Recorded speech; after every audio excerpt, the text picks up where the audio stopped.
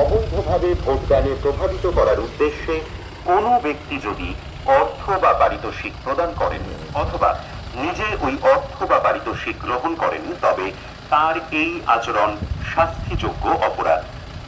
এই কারণে ওই ব্যক্তির 1 বৎসর পর্যন্ত শাস্তি অথবা জরিমানা অথবা উভয়ই হতে পারে।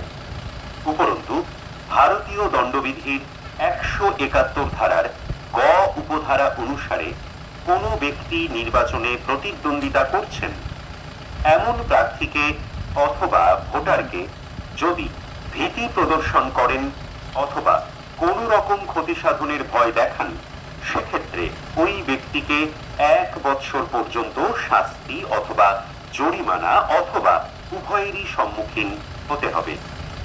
উৎকোচ প্রদান করেছেন অথবা গ্রহণ করেছেন অথবা ভোটারদের ভীতি প্রদর্শন করেছেন এমন সকল ব্যক্তিদের উদ্দেশ্যে ফ্লাইং স্কোয়াড গঠন করা হয়েছে, যার মাধ্যমে এই সকল অপরাধীর বিরুদ্ধে মামলা রুজু করা হবে। সকল নাগরিকের প্রতি আবেদন, আপনারা কোনো প্রকার উৎকোচ গ্রহণ করা থেকে নিজেদের বিরত রাখুন।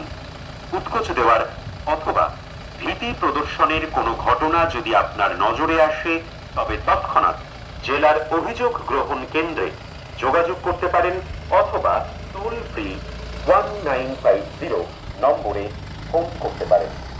ধন্যবাদ।